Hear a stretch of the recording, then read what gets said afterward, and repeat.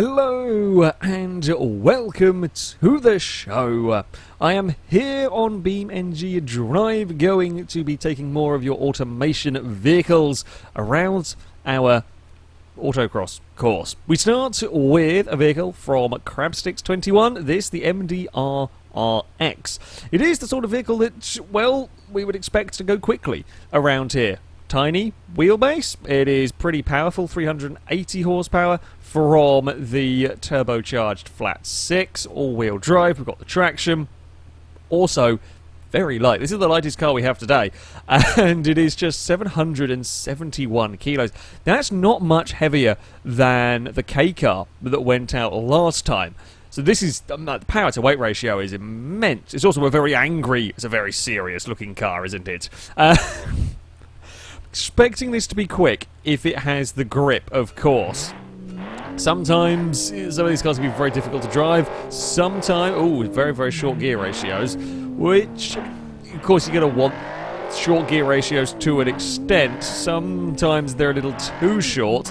You basically spend most of your time faffing around with gears. Looks like third's actually going to work out of these corners, which is quite nice. I can live with that. The turbos are not giving us any grief. As I've said many times in this, you go too mad with your turbos on the 2-litre engines here. There's a little bit of the front wheels vibrating through these corners. Yeah, go too mad with the turbos and it's very difficult to use their power. This power seems to kick in pretty early, but such short gear ratios are not ideal. I always felt like it was wheelie. It's quite a lot of... I say quite a lot of it, I use that in a relative term. It seems like the car's diving a lot around here, certainly under brake. Not as much as some cars we've seen, but more than I would perhaps expect. It's pretty damn fast down there, to say the least. I was a little bit late on the brakes, but it is, yeah, a pretty damn quick car. Around the loop we go. Whoa, slow it down for next turn. And a final run to the line, get everything right. It's going to probably be pretty quick. It is going to be pretty quick. It's a big crash across the finish line. 19-0 from the MDR. It's not a bad car. It's certainly not a bad car at all. I think the gear ratios are not helping. The gear ratios are not helping. We've got to get through the gearbox you've got to madly mash through the gearbox off the line. Yeah, perhaps doesn't help. There is some severe front wheel wobble, and I think that's causing us some brake issues. That was the most violent roll I think I've ever seen from a car. Okay, so we have got a couple of things. There seems to be... It's another car. I'm actually really surprised. You can kind of watch it with the front wheel as I'm turning... If there's any point where I'm turning a brakey, you can kind of see it. The front wheel goes mad. In fact, through there as well, that front wheel does not look... It looks like someone forgot to do a bolt-up on it. Now, we saw this... We've seen this with a few cars. Yeah, it's going again there. The best thought is essentially too wide tyres. Now I'm surprised to see that on this car. This doesn't have massively wide tyres. It could well be something to do with, or maybe it's about the suspension setup. Maybe part of the reason what's causing it to dive so much is what's exacerbating the wheel wobble. Yeah, I've never seen the front wheels go either. The rear wheels of the Porsche are notorious for wobbling. On some of those, if you do a donut, you can actually get the wheel to shear off. Not seen it go on the front of a car before. That's going to have to be something that I bear in mind. Which is a 24... So bear in mind, we had brake issues and a roll, and we did a 24-1. Brake issues in a roll, and it did a 24-1. So yeah, it's a damn quick car. We only lost 5 seconds.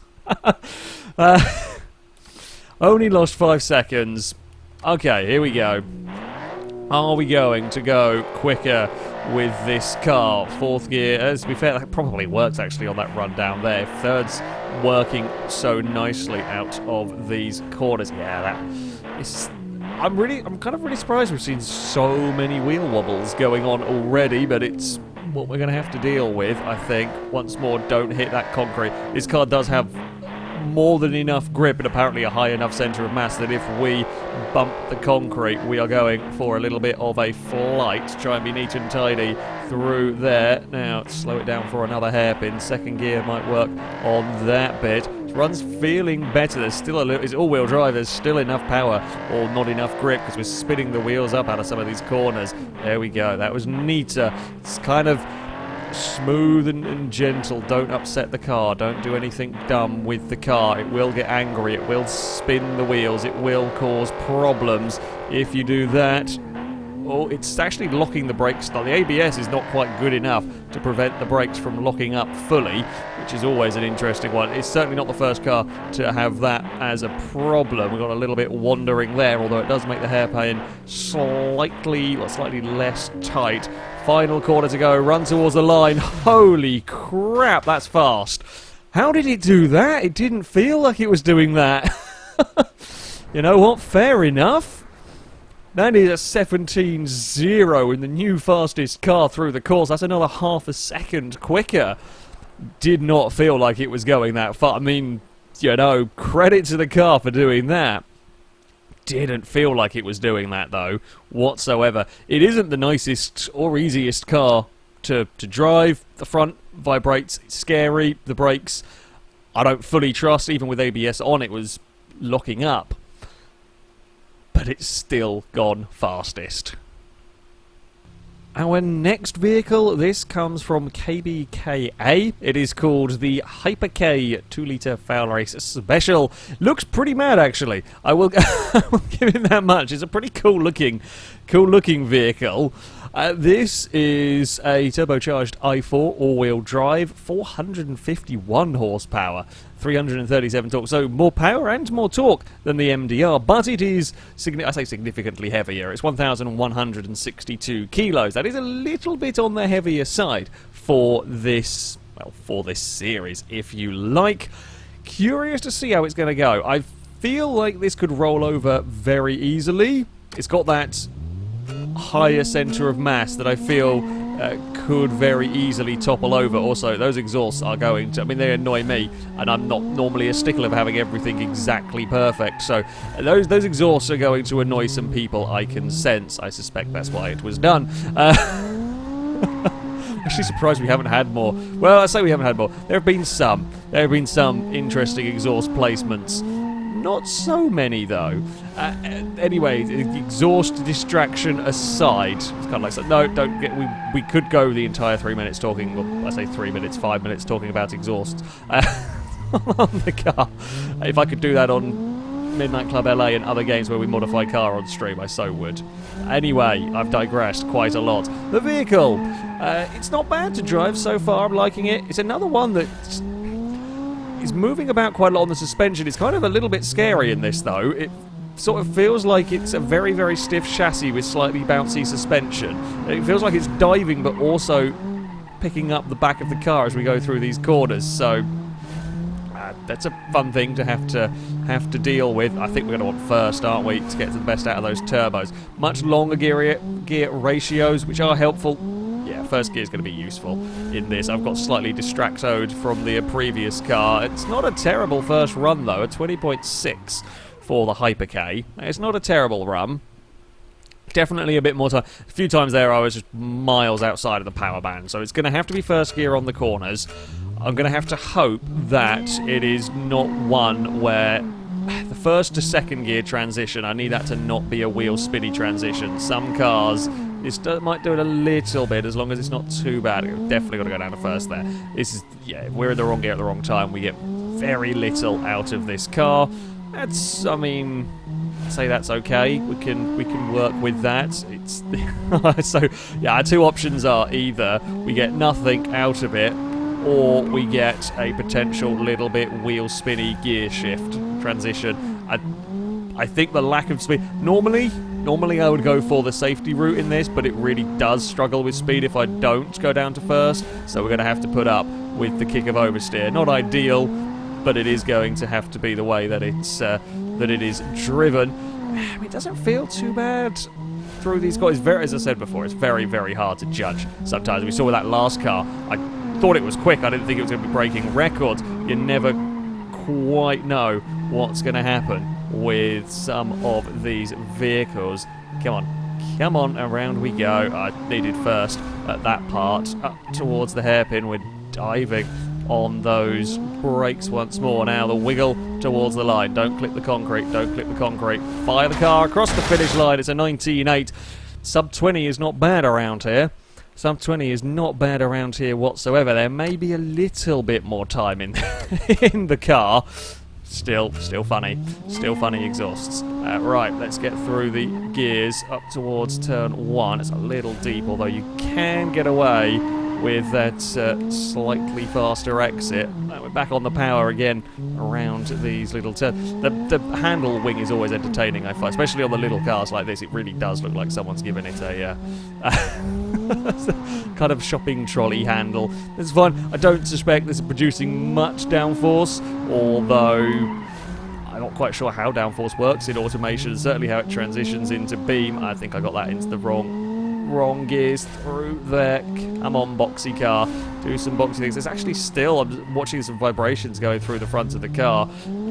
Everything's probably going to have pretty big tyres. It's not enough to cause issues with this one. No, there's issues. There's issues. Yeah. I'm really surprised it didn't roll. In fact, there's some big issues to the point where it's actually just stopped the car. It's gone. This is the first one that's actually been completely knocked out by wheel loss. Oh, look, there we go. It's got some life back into it again. Yeah. I'm really surprised not to see it go over. Oh, we're going that way now. Really surprised to see it not go over. Ooh, we've got a spring through the bonnet. Ooh. We've really broken that. How have we done that? Oh dear. That's very badly snapped. Well, thankfully the last run was pretty damn good. Thankfully the last... Oh, have we fixed the steer? Have we fixed the... We did! By wiggling the steering, I've kind of put the wheel back into position. I mean, sometimes I fix cars by crashing them. Very rare I've managed to... Oh, no. Okay, well, now it's more broken. Pretty cool vehicle. Pretty cool vehicle. Again, sub 20 is not bad. Not bad whatsoever. Got to be very mindful with those gears, though. And at the end of the day, it is perhaps a little bit heavier than some of the competition. Our next vehicle is unique. Certainly a unique looking, very unique looking car. This is the Venomsting V12 AXR from that Viper. All-wheel drive V12 in this. 342 horsepower, 215 torque. Fairly light at 936 kilos. I say fairly light, I mean that is bloody light compared to modern cars. However, in this series, that's fairly light. So, yeah, decent power. Decent power. Not quite as much as the MDR, though, and a little bit heavier. Still, though, could be pretty fast. We've got many exhausts going on here. We've got a massive wing, like extended wing. It's a mad-looking vehicle. Will it have the handling to go with the madness? Not sold on the brakes. They did not quite get it stopped in the manner which I was expecting them to. Change of direction there's not too shabby, which is good. There's still a little bit of wheel spin between first and second in this, which we can probably manage. Okay, down this next bit. It feels pretty quick on the old acceleration front, I'll give it that much. We'll try and be as neat and tidy through these corners. Can I get away with second here? Yeah, it seems pretty good. I think if I did go down to first for some of these corners here, we'd be almost immediately changing. We've got plenty of go from the vehicle. We will go down to first. This is going to be one of those that's sat right at the awkward point. Either first and then immediately changing, or second, maybe you lose out on a tiny bit of power. It is 88 miles an hour down there. ABS, there is ABS on it. It's not doing anything weird though, which is nice. We also don't go Back to the Future, so this is not a time machine, sadly. The vibrations are coming from the wing on this car. I'm not sure if that's something I should be concerned about or not. Probably not. I'm less concerned about wing vibrations than wheel ones. It's a 20.3. There's the wing gone. It's a big dance across the line for the vehicle. Solid first run. Yeah, again, getting to low 20s, sub 20s are a good first run. Color combination and everything. It's a unique looking vehicle. It's a unique looking vehicle. That much is for sure. Not terrible handling. Not terrible handling at all. A course like this is all about getting that low speed turn in, getting the low speed grip there, and this is certainly you know, not quite up there with some of the very fastest cars. Certainly when some of those weigh 600 kilos, it's gonna struggle. That's a little bit of a wider line than I would have liked through all of that, but we have got away with it.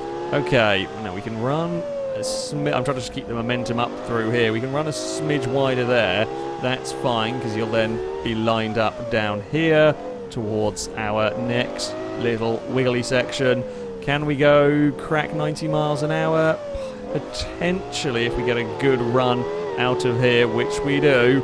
It's a good run down the straight. That's 89, and we've got to get on the brakes.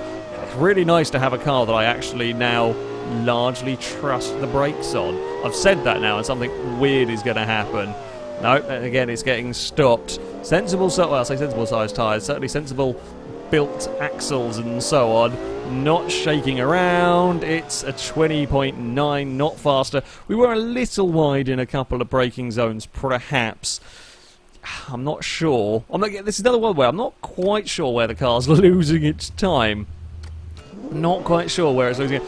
It's not the very fastest accelerating car that we have seen go around here, but I'm not quite 100% sure, yeah, where it is that its time is being lost.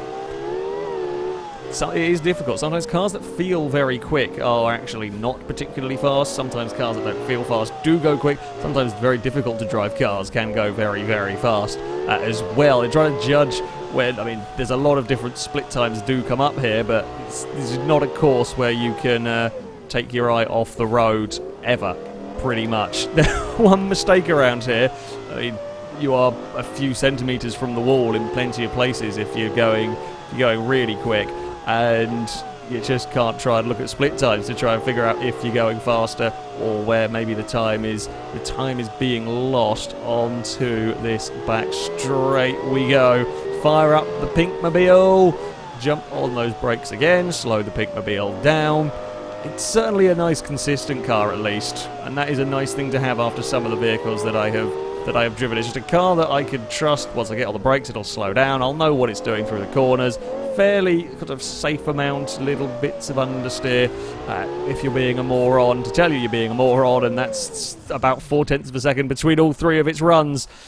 Yeah, bizarre, unique looking car. As far as it goes to drive, pretty solid, actually. Pretty solid, pretty consistent. Fairly well suited around here, lacks a little bit of ultimate pace, and I'm not quite sure on what part of the course it's lacking that, but pretty good overall.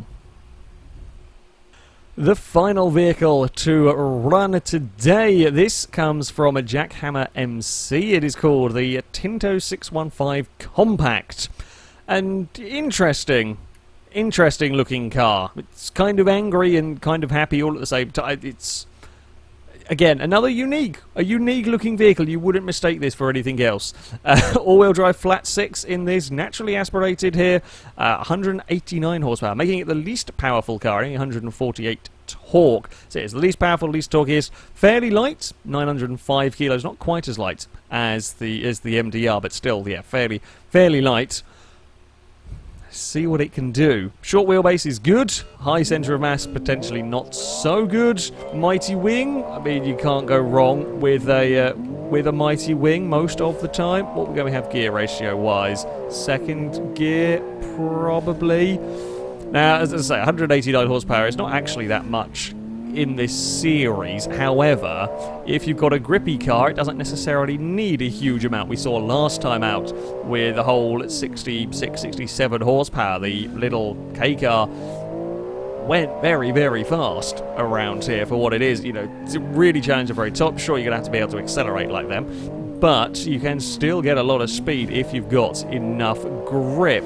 Through the corners, this is doing pretty well. There's actually not the same. We're seeing quite a lot of suspension movements today. A lot of kind of diving under braking from cars. Not so much the side to side lateral. I think that's the right one. Not so much there, but we've certainly seen quite a lot of diving under braking. This does not have any of that. Up to 75 miles an hour down the straight. Yep, that's where it's going to hurt in this car. You are not going to have the acceleration there, or down towards this hairpin, theoretically. It's not too shabby, though. It's not too shabby, and it, as I said, it's pretty responsive through these turns, which is good. Another nice, predictable car. It's not a bad time. We're across the line, twisty, tumbly, upside downy.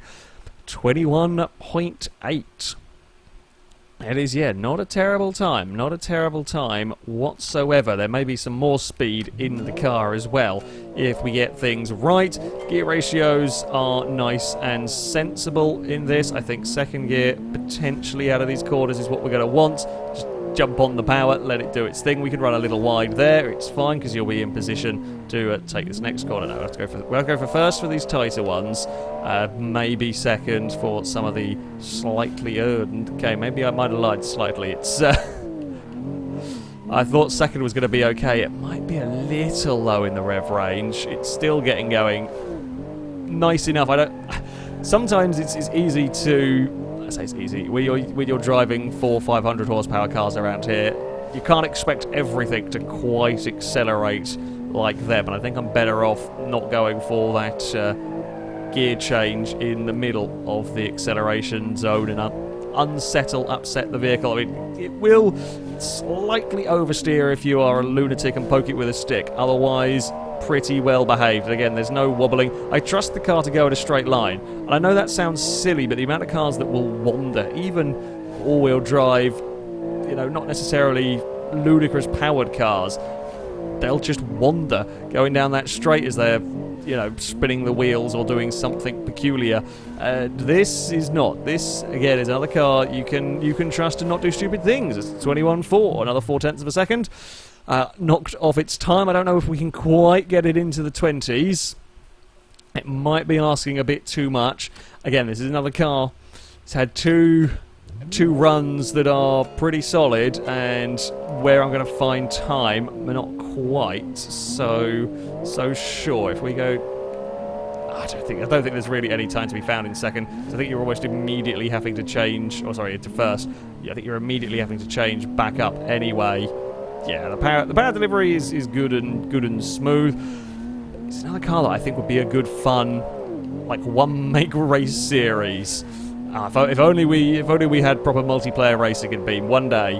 God, the fun we would have with all of these sort of like weird one make race cars. Again, it's this sort of vehicle that I want us to go and race with. Ones that are just good fun to drive, fairly straightforward in some ways to get speed out of, but that would theoretically at least make for the better racing. There's a little bit of understeer when we're throwing it through these higher speed corners.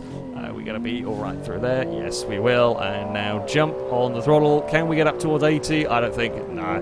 Even with a good run, in fact, that was a little early perhaps on the brakes. Even with a good run down there, I just don't think there's the power or the length of straight. I mean, it will crack 80, no problem, but there's not the length of straight here to do ultimately what we would need to.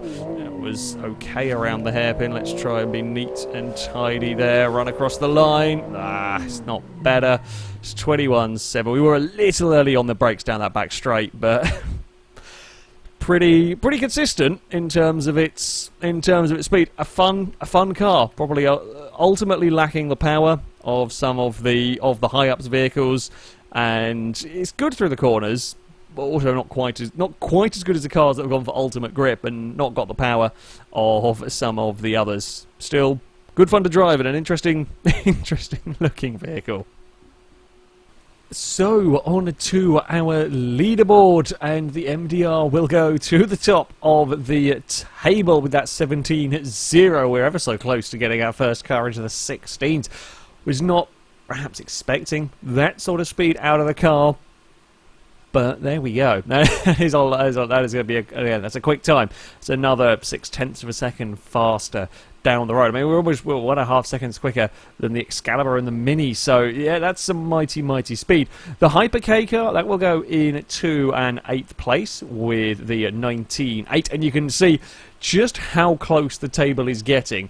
In certain areas, there are 3 cars within 0.04 of a second of each other. They're the Hyperkei, the Enigma, the FRM9. It's going to get crowded. It's going to get crowded on this table, tenths here and there. Or can be, yeah, a pretty sizable thing. There are getting some damn quick times now. The times are certainly tumbling from various vehicles.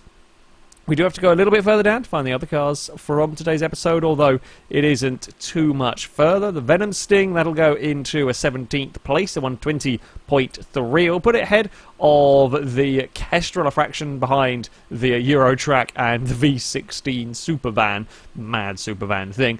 Again, you know, we're already talking a few tenths in all of this. The Tinto, despite it being a fair bit down on power, as I said, that 121.4 is a pretty respectable time. That's a 23rd place for the car. Beats the Vesia, just a fraction down on the Bramhall. We've had some interesting cars. I mean, today's episodes tended to be more of the serious vehicles, more of the sort of out-and-out fast vehicles. There's been a little bit more kind of suspension movement from some of the cars. We're usually seeing the ultra stiff cars running around here, but yes, there's a little bit more compliant suspensions, sort of vague wobbles, nothing massive. An interesting selection of vehicles, nevertheless. I'm sure there'll be something silly at some point coming up soon. That though is going to be it for today. Thank you very much for watching, and until next time, a goodbye.